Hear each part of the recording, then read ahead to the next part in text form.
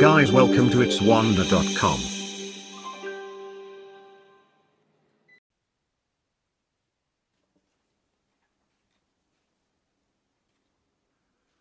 देवियों और सज्जनों, जय हिंद and good morning to all of you. ये हमारे लिए एक बहुत ही गंभीर विषय है कि पिछले कुछ समय में जम्मू एंड कश्मीर में नियंत्रण रेखा के पार से घुसपैठ की बढ़ोतरी हुई है।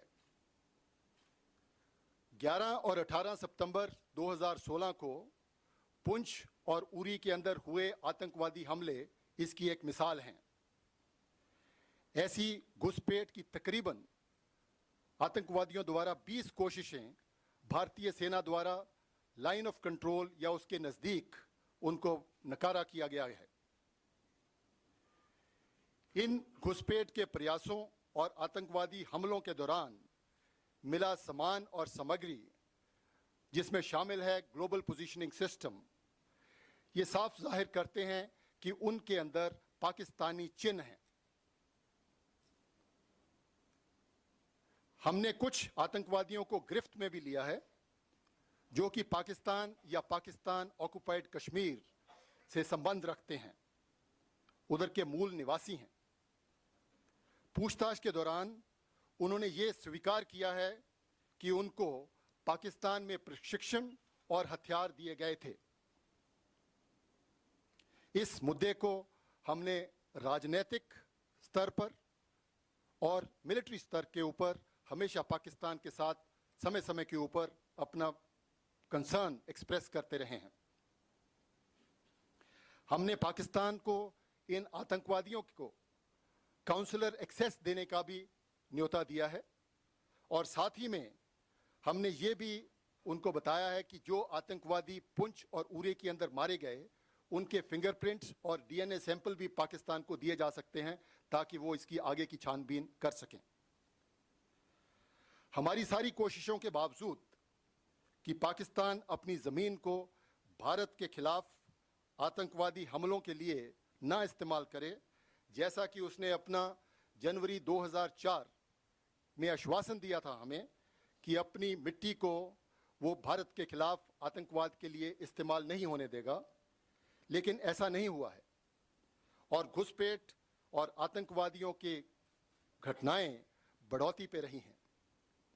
अगर हम अपना नुकसान कम करने में सफल रहे हैं तो इसका श्रेय उन सैनिकों को जाता है, भारतीय सेना के सैनिक जो कि एक बहुत ही कारगर मल्टी टियर्ड काउंटर इन्फिल्ट्रेशन ग्रिड के ऊपर तैनात हैं, जिन्होंने कि इन घुसपैठियों को रोककर उनके आतंकवादी डिज़ाइन को सफल न होने देने की क्षमता रखी है।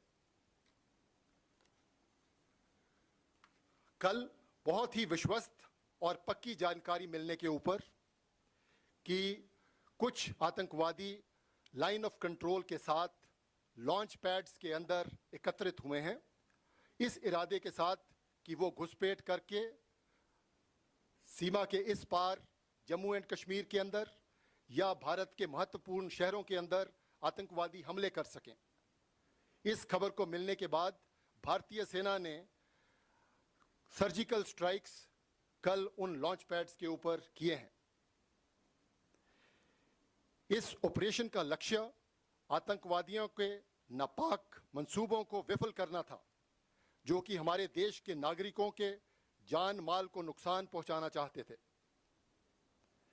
इन काउंटर टेररिस्ट ऑपरेशंस के दौरान आतंकवादी और उनके समर्थकों को भारी नुकसान पहुंचाया गया है और कईयों को उधर मार गिराया गया है।